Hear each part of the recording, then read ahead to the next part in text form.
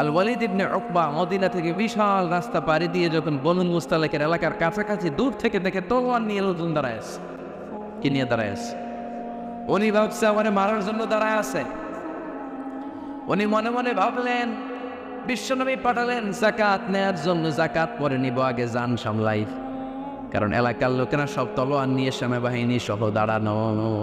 আসলে কথাটা কি ঠিক? হারিস বিন মিরার রাদিয়াল্লাহু তাআলা বনুল মুস্তালিকের যুদ্ধে জেতার পরে হারিস বিন মিরারকে বিশ্বনবী দায়িত্ব দিলেন যে হারিস বিন মিরার, তুমি এই এলাকার নেতা, কি করতে হবে আমাদের? বিশ্বনবী বললেন নামাজ পড়বা, রমাদানের রোজা রাখবা, যাকাত আদায় করবা। মেরার বলে তাহলে যাকাত নেন। বিশ্বনবী বললেন না, 1 বছর পূর্ণ হওয়ার পরে যাকাত দিতে হয়। যাকাত কয় বছর পর পর? যাকাত প্রতিদিন দেওয়া লাগে।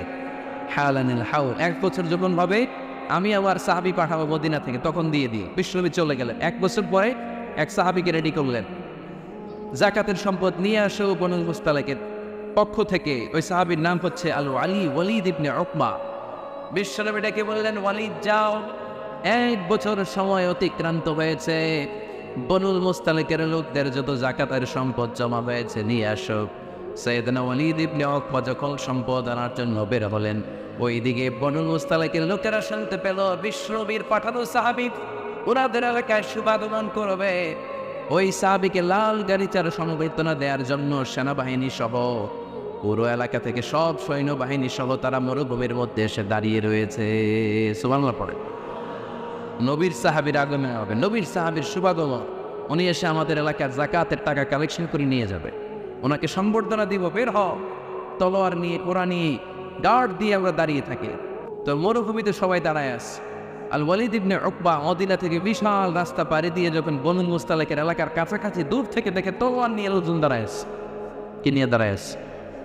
উনি ভাবছে আমার মারার জন্য দাঁড়ায় আছে। উনি মনে মনে ভাবলেন বিশ্বনবী পাঠালেন যাকাত নেয়ার জন্য, যাকাত পরে নিব, আগে জান সামলাই।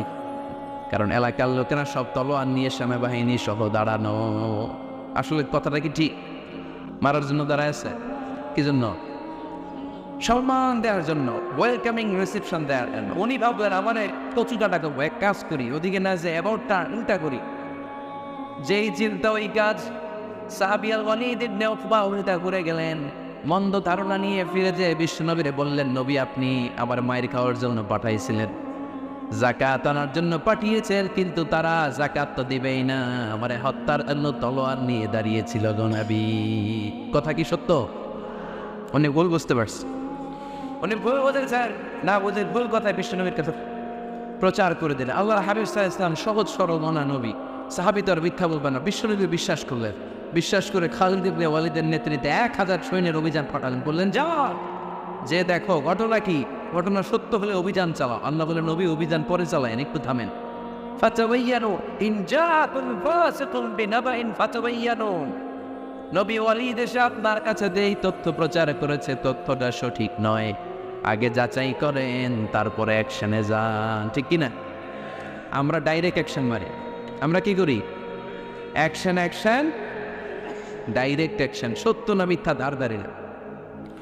আল্লাহ বললেন নবী অভিযান চালাবেন না। ওয়ালিদ যেই কথা আপনারে বলেছে এই কথাটা সত্য নয়। আন তুসিবু কওমান বিজাহালাতিন ফাতুসবিহু আলা মা ফাআলতুম নাদিবিন।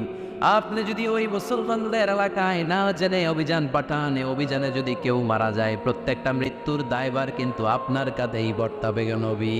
ঠিক কি না? এই যে আপনি চেক না করে, জাস্টিফাই না করে, নিশ্চিত না হয়ে ওয়ালিদের কথায় বিশ্বাস করে বনুল মুস্তালিককে অ্যাটাক করার জন্য 1000 সৈন্যবাহিনী পাঠালেন। ওরা যদি আক্রমণ করতো, কেউ যদি মারা যেত, এই দায়ভার কার? আমার নবী। ঠিক কিনা? নবীকে শিখানোর মাধ্যমে আল্লাহ তাআলা ওটা উম্মতকে শিখাই দিলেন, ইন জাআকুম ফাসিকুম বিনাবাইন ফাতাবায়ানু। কেউ যদি খবর নিয়ে আসে, শুনেই বিশ্বাস করো না, আগে যাচাই করো, আগে চেক করো, তারপরে বিশ্বাস করো। ঠিক কিনা? তাহলে এখন থেকে একটা কিছু শুনলে বিশ্বাস করবেন? একজন এসে বলল, ভাইজান আপনার মেয়েরে দেখলাম আরেক ছেলের সাথে বাজারে ঘোরাফেরা করে, ওই রমনার বটমূলে দেখলাম আপনার মেয়ে আরেক ছেলেরে নিয়ে ফষ্টি নষ্টি করে। লোকের কথা বিশ্বাস করে বাসায় যে মেয়ের চুলের মধ্যে ধরে মাইর, আইজো মায়ের কাইলো মাইর। এরকম হইতে পারে না? হয়তো ওই লোক আপনার মেয়ের মতো দেখতে আরেক মেয়েকে দেখছেন। এরকম হয় কিনা সমাজে? একজন এসে বললো, ভাই আপনি এখানে বাবির তো দেখলাম ওই জায়গায় আরেক লোকের সাথে ঘোরাফেরা করতেছে, খবর রাখেন না আমার সাথে? আপনি দেখে বেঁকে ঘটনা কি? আমার খেয়ে আমার পরে আরেকজনের সাথে, যে এই বাড়িতে যে মাই, কোনো কথা নেই। দেখবেন যে ছোট্ট মারামারি থেকে এই ঘটনা অনেক সময় বিচ্ছেদ বা ডিভোর্স পর্যন্ত গড়ায়, ঠিক কিনা? ওই যে শোনা কথায় কান গেছেন, হয়তো ভাই আপনি চেক করেন নাই, হয়তো আপনার স্ত্রীর মতো দেখতে বা আপনার স্ত্রী যে জামা পরে, যে পোশাক পরে, এরকম পোশাক পরে আরেক নারীকে দেখছে, আপনার বউ না এটা। আপনার মেয়ের ব্যাপারে যে তথ্য দিয়েছে এটা সঠিক নয়, সে আপনার মেয়ের মতো আরেকটা মেয়েকে দেখেছে, এসে আপনার কাছে বলে দিছে, আপনিও বিশ্বাস করছেন। ভেজাল আছে না নেই? এই ভেজালগুলোকে থামানোর জন্য কোরআনে এই বিধানগুলো নাজিল করেছে কে? তাহলে ফরিদপুরের ভাইয়েরা, 3 নম্বর গাইডলাইন সমাজটাকে সুন্দর রাখার, তথ্য একটা শুনলেই বিশ্বাস করবেন না। সিলে কান নিয়ে গেছে, শুনলেই সিলের পিছনে তো নাকি কি করবেন? আগে কানে হাত দিয়ে একটু দেখবো কান দুইটা আছে না নেই, তারপরে চিলের পেছনে দৌড়া। তাহলে এখন থেকে আমরা তথ্য একটা শুনলে বিশ্বাস করব। তাহলে কি করবেন? বলতে হবে কি করবেন? যাচাই বাছাই, জাস্টিফিকেশন অফ দ্য নিউজ। কোন নিউজ জাস্টিফিকেশন ছাড়া আমরা প্রচার করব, বিশ্বাস করব, শেয়ার করব না।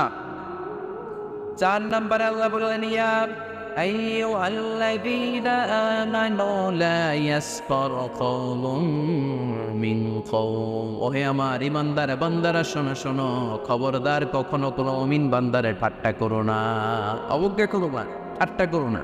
তার মনে কষ্ট হয় এমন কোন কথা তারে বলো না। Never scoff of anybody. কাউকে নিয়ে ঠাট্টা করবে না। তার দেহ নিয়ে, তার আকৃতি নিয়ে, তার বংশ নিয়ে। এক লোকের বাবা ছিল চোর, কিন্তু তার ছেলে অনেক ভালো। আপনি কি তারা বলতে পারবেন তুই চোরের ঘরের চোর? বলতে পারবেন? চুরি করছে বাবা, ওর কি দোষ? কথা বলেন। এগুলো কবিরা গুনাহ। আওয়াজ করে বলেন তো কি গুনাহ? কবিরা গুনাহ। কারো আকৃতি নিয়ে, আমার ফরিদপুরের কলিজার টুকরা যুবক ভাইয়েরা, কারো আকৃতি নিয়ে কখনো অবজ্ঞা করবে না, তুচ্ছ জ্ঞান করবে না। এটা কবিরা গুনাহ, এটা আল্লাহ খুব অপছন্দ করেন। কারণ আকৃতিটা আমাদের হাতে নাই। আমাদের কারো নাক লম্বা, কারো খাটো, আমরা কেউ কালো, কেউ সাদা, আমরা কেউ স্মার্ট, কেউ অন্যরকম। তো এই যে আমাদের এক এক ধরনের আকৃতি, এটা কি আমি বানাইছি? আপনি বানাইছেন? দিছে কে? এই জন্য কারো দেহের গঠন নিয়ে যদি আপনি অবজ্ঞা করেন, এটা পক্ষান্তরে আপনি স্রষ্টাকে নিয়ে অবজ্ঞা করেন। কারো দেহের আকৃতি নিয়ে যদি আপনি তুচ্ছ করেন, তাকে তুচ্ছ করেন, আমার রবকে আপনি তুচ্ছ করেছেন। চিল্লায় বলেন ঠিক কিনা? খবরদার, তুই কালো, তুই লম্বু, তুই মোটু, তুই কানা, তুই রোহিঙ্গা, আছে না নাই? ইদানিং ইদানিং এটা খুব চলে। এই রোহিঙ্গা নামটা আছে না? ফরিদপুরে এগুলো ঢুকে নাই না? আমাদের ওইদিকে দেখি কি অবস্থা, কারোর সাথে কেউ লাগলেই তুই রোহিঙ্গা। কি আশ্চর্য, এই গালি কবে আসবে? হ্যাঁ, অনেক ধরনের গালি। ঢাকায় আরেকটা চলে ফইন নির্বি, কি বলে? এই এগুলো আগে শুনে নেই আমরা, রিসেন্ট এগুলো বলা শুরু করছে, ফইন নির্বুত, রোহিঙ্গা। না, এগুলো বলে আপনি কাউকে অবজ্ঞা করতে পারবেন? পারবেন না। খবরদার, এটা কবিরা গুনাহ, এটা ছোট গুনাহ মনে করবেন না। কারণ আকৃতি নিয়ে তুচ্ছ করা যায় না, কারণ আকৃতি দান করেছে কে? ওয়াল্লাযী ইউসাউইরুকুম ফিল আরহামি কাইফা ইয়াশা লা ইলাহা ইল্লা হুয়াল আজিজুল হাকীম। তিনি এমন সত্তা, যিনি তোমাদের চেহারার অবয়ব দিয়েছেন, তোমাদের আকৃতি দান করেছেন তখন যখন তোমরা মায়ের পেটের ভেতরে ছোট্ট জোকের মতো ছিলা। মায়ের পেটের ভেতরে আমরা যখন সবাই এত ছোট্ট, তখনই আমাদের চেহারার আকৃতি দিয়েছে কে? কে সুন্দর হব, কে ছেলে হব, কে মেয়ে হব, কে মোটা হব, কে চিকন হব? আমার ইচ্ছা বেশি? আওয়াজ করে বলতে হবে, কার ইচ্ছায়? প্রত্যেককে যদি আল্লাহ প্রত্যেকের নিজের চেহারা ডিজাইন করতে দিতেন, আল্লাহ যদি বলতেন তোমার চেহারাটা কেমন হবে তুমি ডিজাইন করো, আপনি আপনারা কেমন বানাতেন? হ্যাঁ বলেন। ফরিদপুরের বাইরে বলেন সুন্দর করে বানাতেন, তাই না? সবচেয়ে স্মার্ট, সবচেয়ে সুন্দর করে আমি আমার চেহারাটা বানাতাম যদি আমাকে ডিজাইন করার সুযোগ দেওয়া হতো। কিন্তু এই সুযোগ তো আল্লাহ দেন নাই। ডিজাইন স্বয়ং করে দিয়েছেন কে? কোন নারীকে যদি আল্লাহ বলতে, এই নারীরা তোমাদের চেহারা কার কেমন লাগবে তোমরা বানাও, প্রত্যেক নারী কি করতো? বিশ্ব সুন্দরী করে নিজেকে বানাতে। খুন ধরার মতো বড় জায়গা সে নিজের জন্য রাখতে না, ঠিক কিনা? কিন্তু এটা আল্লাহ দেন নাই। এই আকৃতিটা আমাদেরকে সরাসরি দান করেছেন কে? খবরদার, আমাদের অনেকে বিকলাঙ্গ, আমাদের অনেকের হাত ছোট, পা বড়, দেখতে মোটা, কেউ চিকন কেউ কালো। খবরদার, কারো আকৃতি নিয়ে কখনো কোনো অবজ্ঞার সুরে, ঠাট্টার সুরে কোনো কথা আমরা বলবো না। রাজি আছেন? সবাই রাজি আছে? আল্লাহ রাসূল সাল্লাল্লাহু আলাইহি ওয়াসাল্লাম এক সাহাবী ছিল না ইবনে মাসউদ রাদিয়াল্লাহু তাআলা। ওনার পায়ের নলা ছিল খুব চিকন, অস্বাভাবিক চিকন, স্বাভাবিক না। তো উনিও এটা ঢেকে রাখতেন, দেখাতেন না কাউকে। একদিন উনি খেজুর পাড়ার জন্য খেজুর গাছে উঠলেন। খেজুর গাছে ওঠার পরে নিচ থেকে সাহাবারা পায়ের চিকন নলা দেখে পেয়েছে। দেখে সবাই হাসি, সবাই হেসে কোটি কোটি। বিশ্বনবী বললেন, হেসো না, খবরদার, আমার ইবনে মাসউদের পায়ের চিকন নলা দেখে হেসো না। আমার ইবনে মাসউদের এই পায়ের চিকন নলা যদি মিজানের পাল্লায় উঠিয়ে দেয়া হয়, কিয়ামতের দিন উহুদ পাহাড়ের চেয়েও ভারী হয়ে যাবে।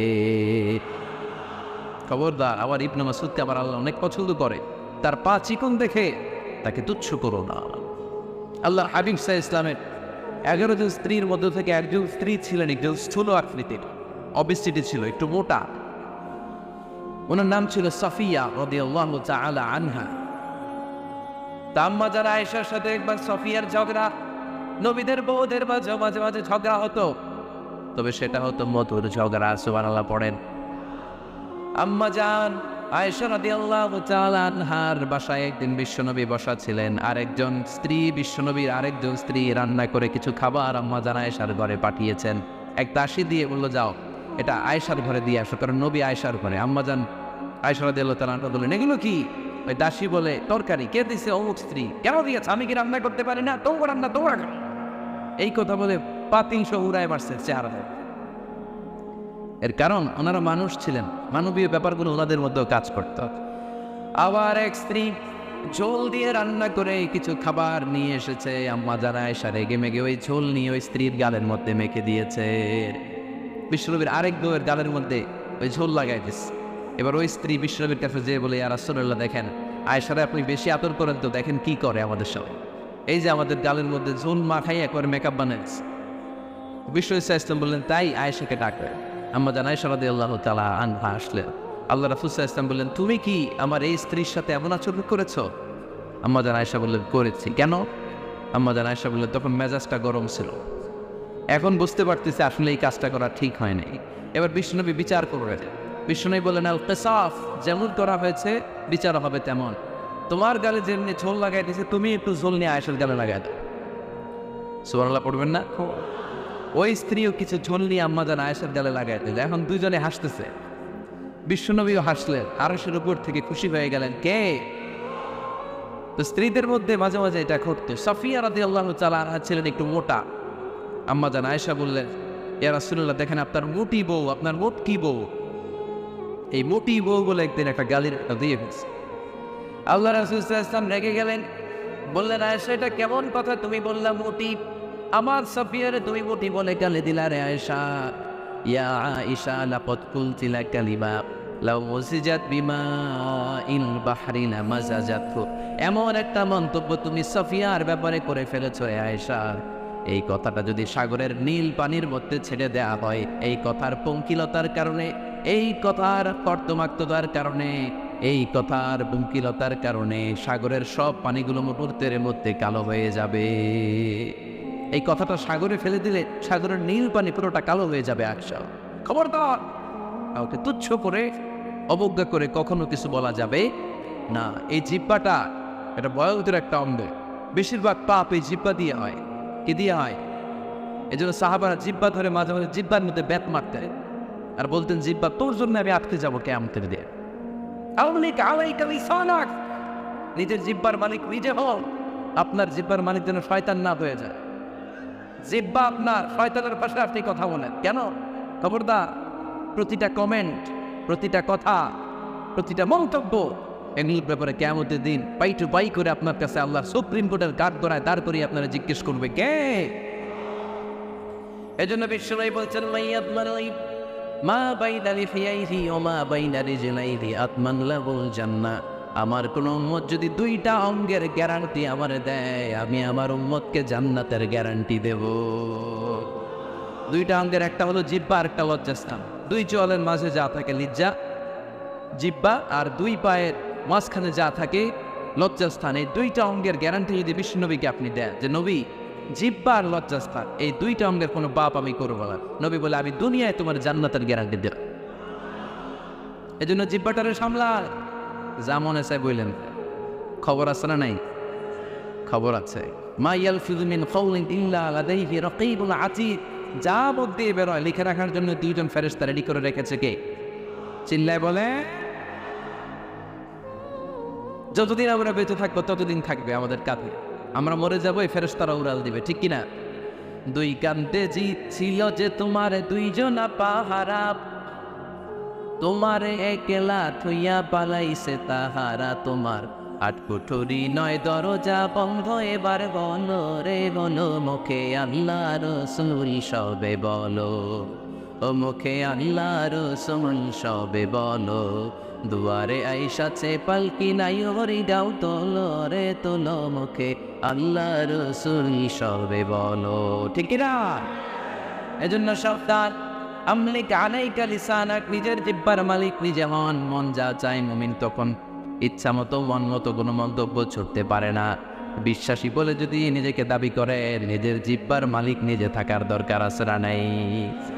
তাহলে 4 নম্বরে আল্লাহ বললেন লা ইয়াসখার কওমুন মিন কওম, কেউ কাউরে ঠাট্টা করবো না। ওরা অবজ্ঞার সুরে কোনোদিন কাউরে কিন্তু কথা বলবো না।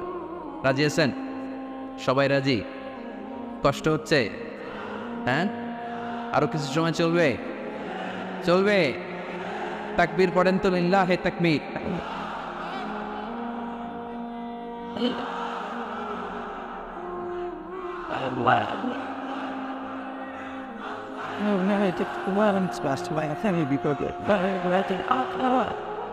এত ভলান্টিয়ার রেডি রাখ। হ্যাঁ, অবশ্যই যাচ্ছে। মাশাআল্লাহ, সবাই আওয়াজ করে পড়ি মাশাআল্লাহ। আমরা বিশৃঙ্খলা করবো না, একসাথে বিদায় নিব। আরো অনেক সময় আছে আমার হাতে, আমরা একসাথে কথা শুনে বিদায় নিব। রাজি আছেন তো? বিশৃঙ্খলা করে মাঝখান থেকে উঠবেন কে কে দেখি? উঠবেন না? আজকে অনেক সুশৃঙ্খলা, দোয়া আছে, মোনাজাত আছে, আমরা একসাথে একটু দোয়া করব। দোয়া করে এরপরে বিদায় নেব। এই 1 বছর পর পর এই প্রোগ্রাম হয়, আবার বেঁচে থাকলে কবে আসি না আসে, ঠিক কিনা? দোয়ায় অংশগ্রহণ করে যাবেন তো সবাই? মাশাআল্লাহ, আজকের প্রোগ্রাম অনেক সুশৃঙ্খল। আমি যখন নামি তখনই ভালো লাগতেছিল আমার, কারণ ধাক্কা ধাক্কি করে এমনভাবে হেলিকপ্টারের উপর মানে ছাপটে পড়ে লোকজন, এতে অনেক সমস্যা, আমরা বেরোতে পারি না, প্রোগ্রামে আসতে পারি না, দেরি হয়ে যায়, সব কিছু ডিসঅর্ডার হয়ে যায়। আজকে এত সুশৃঙ্খল ব্যবস্থাপনা আমার খুব ভালো লেগেছে। আপনাদের ফরিদপুরের মানুষ খুবই সুশৃঙ্খল। আল্লাহ তুমি ভাইদেরকে আরো ভালো ভালো কাজ আঞ্জাম দেওয়ার তৌফিক দান করো। আওয়াজ করে পড়বো আমিন। এরপরে 5 নম্বরে আল্লাহ বলেন ওয়ালা তালমিসু আনফুসাকুম, খবরদার তোমরা অন্যের দোষ খুঁজো না। দোষ খুঁজবা নিজেদের, কিন্তু সমাজে আমরা অন্যের দোষ খুঁজে কি খুঁজি না। 5 নম্বর ওয়ালা তালমিসু আনফুসাকুম, নেভার ডিসফেম ইচ আদার, একে অপরের দোষ খুঁজো না। আমাদের সমাজে কিছু লোক আছে নিজের দোষ দেখে না, খালি অন্যের দোষ দেখে। আছে না নাই?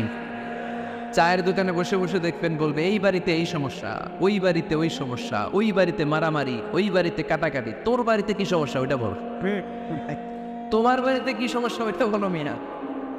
আসলে এরকম এই হুজুর ভালো না এই সমস্যা, ওই হুজুরও ভালো না, এই হুজুরও খারাপ, এই হুজুরের এই সমস্যা, তুমি হুজুরের কি সমস্যা, তুমি হুজুরের কি সমস্যা আগে জাতির কাছে ওইটা বলো। আগে নিজে ভালো হও, নিজে ভালো তুই জগৎ ভালো।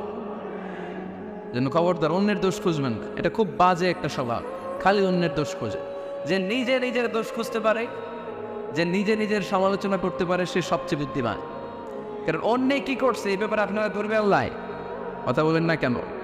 আল্লাহ আপনাকে ধরবে আপনার কি সমস্যা, আপনি কি করলেন, শুধু ওই ব্যাপারেই আপনি জিজ্ঞাসিত হবে।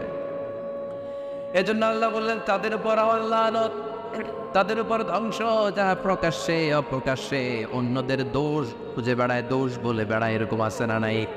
আল্লাহ লানত দিয়ে বললেন ওয়াইলুন লিকুল্লি উমাযাতিল লুমাযা, গোপনেও দোষ খোঁজে প্রকাশ্যেও দোষ বলে, তাদের উপর আল্লাহ লানাত।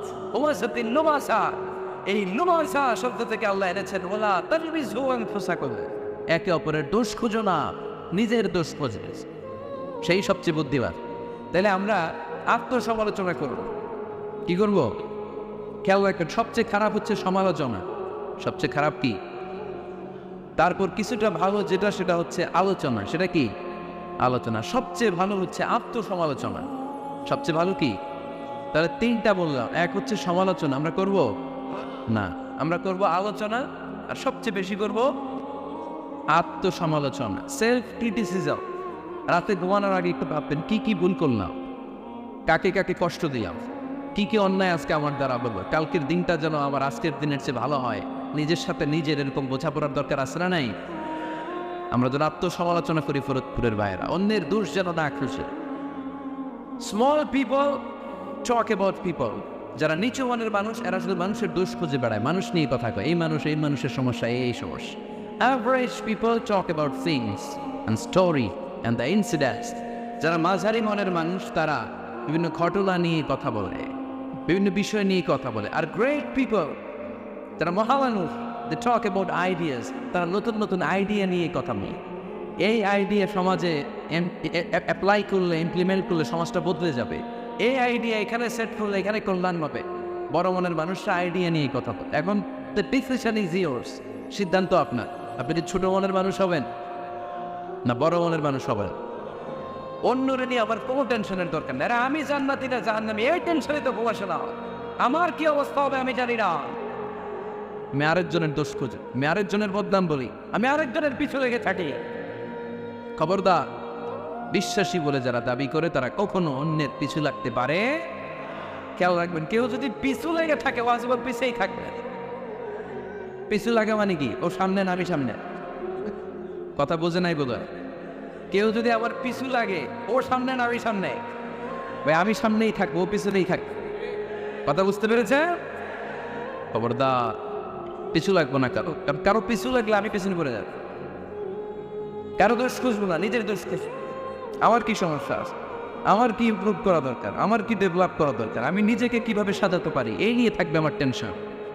আল্লাহর দেয়া আমাদের জন্য সবচেয়ে বড় উপহার হচ্ছে সময়। আল্লাহ আপনারা এত কিছু দিয়েছে, এর মধ্যে সবচেয়ে দামি কোন জিনিসটা দিয়েছে জানেন? সময়। কি দিয়েছেন? আমাদের জীবনের এই সবচেয়ে দামি জিনিসটা, এই সময়টা আমরা অন্যের পিছনে লাগাই ফেলি। অন্যের দোষ খুঁজতে খুঁজতে অন্যের এই সময়টা দিয়ে দেয়, নিজের সময় নিজের কাজে লাগাতে পারি না, তাই না? এজন্য আমরা যেন অন্যের দোষ না খুঁজি, নিজের দোষ খুঁজি। ওয়ালা তালমিসু আনফুসাকুম, একে অপরের দোষ খুঁজো না। আদেশটা কার? আওয়াজ করে বলতে হবে, আদেশটা কার? এরপরে রব্বুল আলামিন বললেন ওয়ালা তানাবাসু বিল আলকাব, খবরদার খবরদার কাউরে মন্দ নামে ডেকো না। প্রত্যেককে যে নামে ডাকলে সে খুশি হয় তাকে ওই নামে ডাকো। কোনো মন্দ নামে কখনো কাউরে ডাকা যাবে না। মন্দ নামে ডাকা যাবে? সম্মানিত ভাইরা, কাউরে মন্দ নামে ডাকবেন, তার যেই নাম ওই নামে ডাকবে। যে নামে সে নিজেকে ডাকলে পছন্দ করে তাকে ওই নামে ডাকবে। মন্দ নামে কাউরে ডাকা যাবে না। এটা কবিরা গুনাহ। এটা কি গুনাহ? কবিরা গুনাহ। কারণ প্রত্যেকের নামটা প্রত্যেকের কাছে খুব প্রিয়, খুব আপন, খুব যত্নের, তাই না? ভাই আপনার নাম কি? উজ্জ্বল হোসেন। উজ্জ্বল নামে আরো মানুষ এই গ্রামে আছে না নাই? তা আপনার কাছে মনে হতে পারে উজ্জ্বল নামটা তো খুব স্বাভাবিক একটা নাম। উজ্জ্বল, কত উজ্জ্বল আছে এলাকায়, আপনার কাছে এরকমই লাগে, কত উজ্জ্বল। কিন্তু ওনার কাছে উজ্জ্বল নামটা এরকম না, ওনার কাছে উজ্জ্বল নামটা স্পেশাল। উজ্জ্বল নামটা কি? স্পেশাল। কারণ এই নামে তাকে সবাই ডাকে। এই নামটা তার কাছে খুব আদরের, খুব যত্নের। হুজুর আপনার নাম কি? সুলাইমান ফারুকি। আপনার কাছে মনে হতে পারে আরে কত সুলাইমান তুই জীবনে দেখছি, কত সুলাইমান আছে বাংলাদেশে, 10,000 সুলাইমান আছে না নাই? আছে। তো আপনার কাছে এরকম মনে হয়, কিন্তু ভাইজানের কাছে কি এরকম মনে হয়? ভাইজানের কাছে সুলাইমানটা খুব দরদের, খুব প্রিয়, খুব আদরের। কারণ এই নামে ভাইজানকে সবাই চিনি, ঠিক কিনা? আমার নাম মিজান। আপনার কাছে মনে হতে পারে আরে এই নামের কত লোক আছে বাংলাদেশ, আছে না? আমার কাছে এই নামটা খুব দরদের। কারণ আমার মিজান বললে আমি বলি কি, আরেকজনে ডাকলে আমি তাকাই, ঠিক কিনা? ভাবছি আমারে ডাকছে, কারণ এই নামটার প্রতি আমার একটা দুর্বলতা কাজ করে। এটা আমার পরিচয় বহন করে প্রত্যেকের কাছে, প্রত্যেকের নামটা এমন। এই জন্য কারো নাম যখন নেবেন সুন্দরভাবে নেবেন। প্রত্যেকের নামকে পছন্দ করে। তার প্রমাণ কেউ কাগজ কলম পাইলে দেখবেন নিজের নাম লেখে, সিগনেচার মারে, আছে না নাই? বিশেষ করে সাগরে ঘুরতে গেলে বালুর বিরুদ্ধে প্রত্যেকের নাম লেগে দেখো। দেখছেন কক্সবাজারে ঘুরতে গেছেন কারা কারা দেখি? ওরে ফরিদপুরের লোক ঘুরতে যাইতে দেখি অনেকটা। আচ্ছা, দেখবেন আমি অনেককে দেখেছি সাগর পাড়ে বালুর তীরে বালু পেলে ঠিক থেকে নিজের নামটা লেগে লেখে আবার লাভ চিহ্ন দেয় এমনি বড় করে একটা কি দেয়, লাভ মানে কি? তার মানে আমার নামটারে আমি ভালোবাসি, প্রত্যেকের নামটারে বড্ড ভালোবাসি। এজন্য কখনো এই রোহিঙ্গা ফয়েন নির্বোধ এগুলো বলবে না, যার যেই নাম ওই নামটা সুন্দর করে ডাকবেন। আল্লাহ বললেন ওলা তানা বাসুবি আলফা, মন্দ নামে কখনো কাউকে ডেকে না, সুন্দর নামে ডাকবে। নামের বিকৃতি কবিরা গুনাহ, আমরা আমাদের দেশে এটা করি। কত সুন্দর নাম বাবা মা রেখেছে, আবু বকর, ওরে ডাকে মক্কইরা, কি ডাকে? বাবা মা রেখেছে আব্দুল ওয়াক্কাস, ওরে ডাকে হ্যাঁ আকাইচা। এটা হইল? এগুলো করবেন আল্লাহর নামের সাথে মিলে। কি সুন্দর নাম, আব্দি কুদ্দুস, ওরে কি ডাকে? হ্যাঁ আজকে থেকে আর ডাকবে না? তাহলে প্রত্যেকের সুন্দর নামে ডাকতে রাজি আছি না নাই? এরপরে আল্লাহ 8 নম্বরে বললেন ইয়া আইয়ুহাল্লাযীনা আমানু ইজতানিবু কাসীরাম মিনাল-যান্নি ইন্না বা'দায-যান্নি ইস, খবরদার আন্দাজ অনুমান করে কথা বলো না। ইজতানিবু কাসীরাম মিনাল-যান্নি, অতিরিক্ত আন্দাজ আর অনুমান নির্ভর কথা থেকে বেঁচে থাকো। আদেশটা কার? আন্দাজে কোনো কথা আমরা বলবো না। রব্বুল আলামিন এই সূরাটা শুরু করলেন ঈমানদারদেরকে ডেকে। এই সূরার মধ্যে রব্বুল আলামিন 5 বার ঈমানদারদেরকে ডাক দিয়েছেন, আর একবার গোটা বিশ্বের সব মানুষদেরকে ডাক দিয়েছেন। পড়েন সুবহানাল্লাহ। আল্লাহ বললেন ইয়া আইয়ুহাল্লাযীনা আমানু লা তুকদ্দিমু বাইনা ইয়াদাইল্লাহি ওয়া রাসূলিহি ওয়াত্তাকুল্লাহ ইন্নাল্লাহা সামিউল আলীম। আল্লাহ বললেন ও বিশ্বাসীরা শোনো, প্রথম গাইডলাইন, এই সমাজে যদি শান্তি চাও, সমাজটাকে যদি সুন্দর বানাতে চাও, আল্লাহ রাসূলের বিধানের উপরে কোনো কথা বলো না। আল্লাহ রাসূল যেই বিধান দিয়েছেন ওই বিধানটাই ফাইনাল। আল্লাহ রাসূল যা বলছে ওইটা ফাইনাল না আমার যা মন চায় ওইটা ফাইনাল? কারটা ফাইনাল? আল্লাহ রাসূলেরটা ফাইনাল। কোনো বিশ্বাসী নারী, কোনো বিশ্বাসী পুরুষ আল্লাহর বিধান চলে আসার পরে মন গড়া কোনো কাজ করতে পারে নাকি? মুমিন নারী পুরুষ সব সময় ওই বিধান পালন করে যেই বিধানটা আমাদের জন্য ফরজ করেছে কে? আল্লাহ রাসূল যা বলেছে এটাই ফাইনাল। খবরদার আল্লাহ এবং আল্লাহ রাসূলের দেয়া কোনো বিধানকে টপকে যেও না। Don't try to be over smart, বেশি স্মার্ট হতে যেও না। যতটুকু ইসলাম দিয়েছে ওইটার মধ্যেই থাকো। ইসলামের চেয়ে বেশি স্মার্ট কোনো কিছু হতে পারে? ইসলামের চাইতে কোনো কিছু বেশি মডার্ন হতে পারে?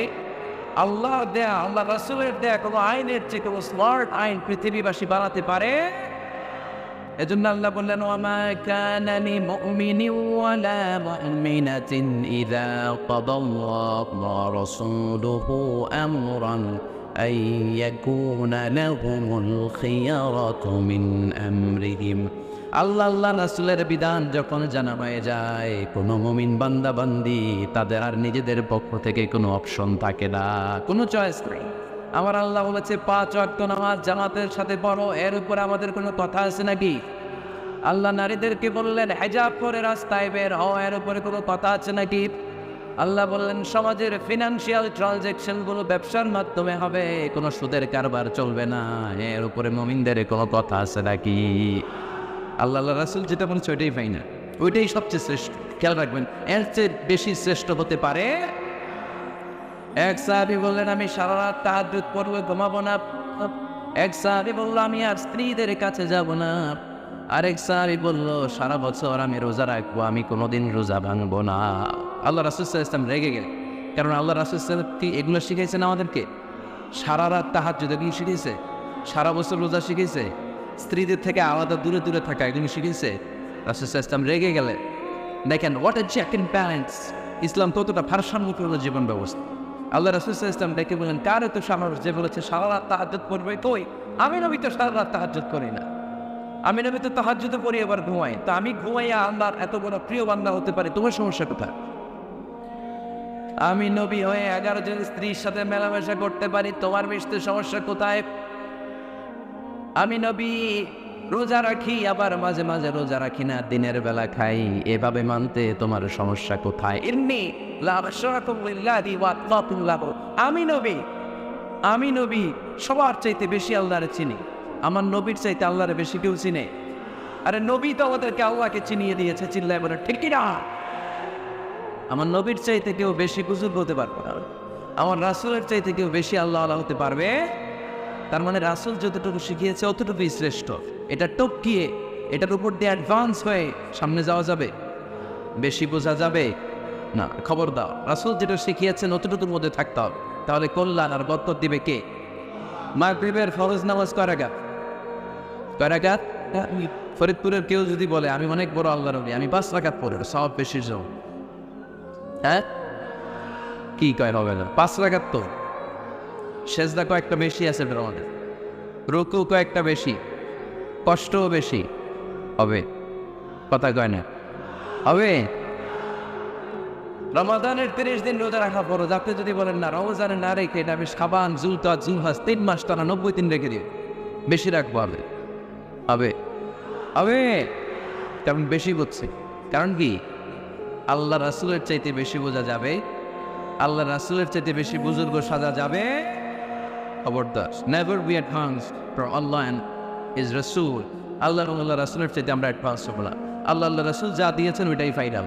ওইটা কি ফাইনাল? আওয়াজ করে বলেন, ওইটা কি?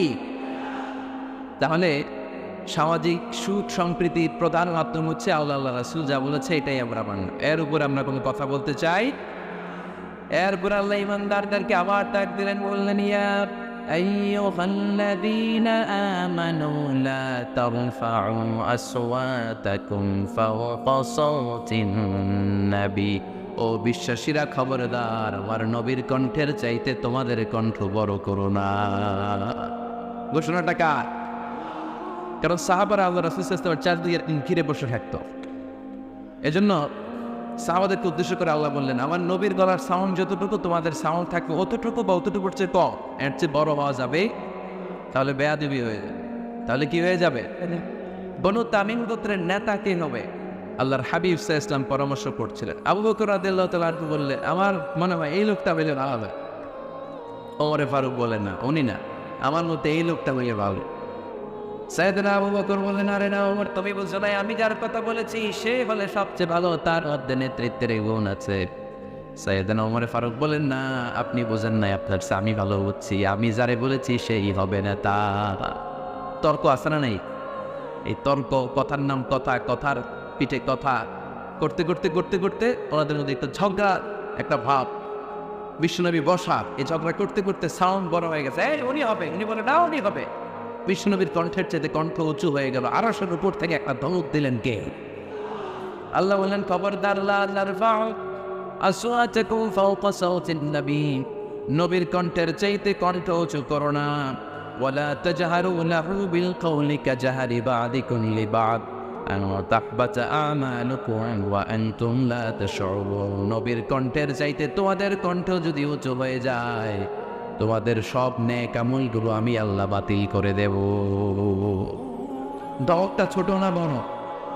ছোট না বড়? মনোযোগ আছে আপনাদের? যদি নবীর কণ্ঠের চাইতে তোমাদের কণ্ঠ বড় হয়, জীবনে যত ইবাদত করছো সব বাতিল, নামাজগুলো বাতিল, কাজে আসবে না। হজ করছো বাতিল, রোজা রেখেছো বাতিল, সব বাতিল। বেয়াদবি করেছো নবীর সাথে, চিল্লায় বলেন ঠিক কিনা? নবীর কণ্ঠের চাইতে নিচু হতে হবে। এই আয়াত আসার পরে সাহাবারা তো এমন ভয় পেলেন, এবার নবীর কাছেই কেউ আসে না। সুবহানাল্লাহ বলবেন না? ভয়ে আসে না, ভয়ে না জানি আমার কণ্ঠ আবার নবীর কণ্ঠের চাইতে উঁচু হয়ে যায়। ওমর ফারুক রাদিয়াল্লাহু তাআলা ডানে ঘুরে বায়ে ঘুরে কাছে আসে না। আবু বকর রাদিয়াল্লাহু তাআলা ডানে ঘুরে বায়ে ঘুরে কাছে আসে না। আল্লাহর হাবিব ওমর ফারুককে ডাকলেন, এই ওমর সামনে আসো, এদিকে আসো। ওমর ফারুক আসলেন, কিন্তু ওমরে ফারুক এত আস্তে আস্তে কথা বলে, বিশ্বনবী ওমরে ফারুকের কথা কানে শোনে না। সুবহানাল্লাহ নাই? এত আস্তে আস্তে ওমরে ফারুক কথা বলেন, বিশ্বনবী শুনতে পান না। ওমর কি বললো একটু জোরে বলো না। ওমরে ফারুক একটু জোরে বললেন, তাও শোনেন না। বিশ্বনবী বললেন আরেকটু সাউন্ড বড় করে বলো, আমি তো শুনি না, জোরে বলেন। ভয়, কারণ কণ্ঠ যদি উঁচু হয়ে যায় আমার নবীর কণ্ঠের চাইতে জীবনের সব ইবাদত শেষ। এই জন্য কথা কওয়ার দরকার নেই, ইবাদতগুলো ঠিকঠাক আওয়াজ করে পড়তে হবে আল্লাহু আকবার। তাহলে 2 নাম্বার গাইডলাইন, লা তারফাউ আসওয়াতাকুম ফাওকা সাওতিন নবী। নবীর কণ্ঠের চাইতে কণ্ঠ উঁচু করো না। আপনারা হজ উমরা করেছেন কে কে দেখি? মাশাআল্লাহ, হাত নামান। যারা আমরা করি নাই, আমরা আল্লাহর কাছে কামনা করি, আল্লাহ আমাদেরকেও তুমি যাওয়ার তৌফিক দাও। আমরাও যেন আমার নবীর কবরের সামনে দাঁড়িয়ে নবীর সালাম করতে পারি, তৌফিক দাও। আমরাও যেন রাউদাতুম মিন রিয়াদিল জান্নাহ ঢুকে 2 রাকাত নামাজ পড়তে পারি, তৌফিক দাও। আমিন। তোমার ঘরটা যেন তাওয়াফ করতে পারি, তৌফিক দাও। মক্কা মদিনার ঐতিহাসিক জায়গাগুলো যেন দেখে হৃদয়টাকে ঠান্ডা করতে পারি, আল্লাহ তৌফিক দাও। তো যারা গিয়েছেন তারা জানেন, মসজিদে নববীতে নামাজের পরে আপনারা যখন পূর্ব দিকে, প্রথম কাতারের পূর্ব দিকে সবাই লাইন ধরে যেতে যেতে প্রথমে বাম দিকে পড়ে রাউদাতুম মিন রিয়াদিল জান্নাহ, জান্নাতের বাগান সমূহ থেকে একটা বাগান। পুরো মসজিদে নববীর কার্পেটের এক কালার, ওই রাউদাতুম মিন রিয়াদিল জান্নাহর কার্পেটের আরেক কালার। আল্লাহ রাসূল সাল্লাল্লাহু আলাইহি ওয়াসাল্লামের ঘর আর মিম্বার এতটুকু জায়গাকে অন্য কালারের কার্পেট দেওয়া হয়েছে। এটা দুনিয়ার বুকে জান্নাতের টুকরার মধ্যে থেকে একটা টুকরা। কোন সুবহানাল্লাহ। হাজিরা খুব ভিড় করে এখানে নামাজ পড়ার জন্য। এটা বাম দিকে পাবেন। এরপরে যেতে যেতে কিছু দূর যাওয়ার পরেই বাঁ দিকে পাবেন বিশ্বনবী সাল্লাল্লাহু আলাইহি ওয়াসাল্লামের কবর, আল কবর আশ-শরীফ। আমার নবী এখানে শুয়ে আছে।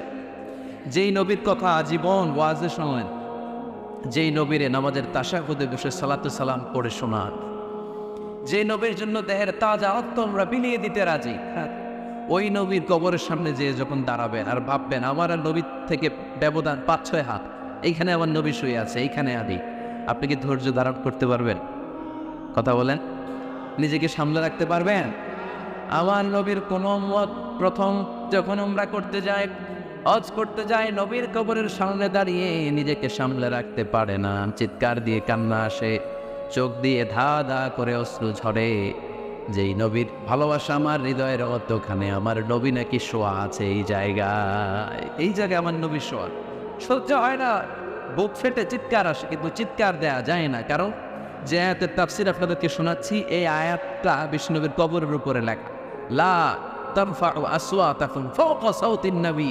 তুমি নবীর দরবারে এসেছো, এখানে বড় গলায় আওয়াজ করে তোমার কথা বলা যাবে না, চিল্লায় বলেন ঠিক কি না? এই আয়াতটা আজও লেখা নবীর কবরের উপর।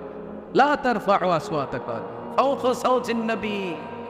এটা নবীর দরবার, এখানে চিৎকার চেঁচামেচি করে দরুদ পড়া যাবে, লাফালাফি করা যাবে না, ভদ্র হবে, আন্তরিকতার সাথে বিনয়ের সাথে নবীর সালাম দিতে হবে।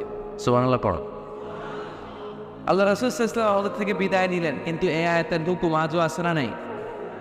অনুরূপভাবে যারা আমাদের উস্তাদ, মা বাবা, আধ্যাত্মিক নেতা, ধর্মীয় গুরু, ইসলামী আন্দোলনের নেতা, তাদের সামনেও উচ্চবাচ্য করে আওয়াজ করা যাবে, তাদের সাথে ভদ্র ভাষায় কথা বলার দরকার আছে না নাই? তাহলে 2টা গাইডলাইন আমরা পেলাম। প্রথম গাইডলাইন হচ্ছে আল্লাহ রাসূল যা বলেছে এটাই ফাইনাল। এটাই কি? কথা বুঝে নাই? আল্লাহ রাসূল যা দিয়েছে সেটা কি ফাইনাল। আর 2 নাম্বার হচ্ছে নবীর কণ্ঠের চাইতে কণ্ঠ উঁচু করা যাবে না।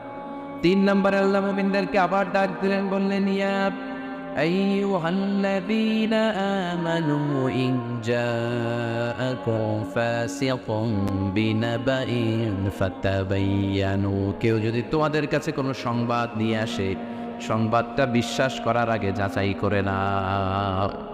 আদেশটা কার? জোরে বলেন। আমরা কিছু শুনলেই বিশ্বাস করি, এরকম আছে না নেই? যা শুনে তাই বিশ্বাস করে, এরকম করা যাবে? তো কি করবেন তাইলে? হ্যাঁ, কি করতে হবে? ঠিক না বে ঠিক?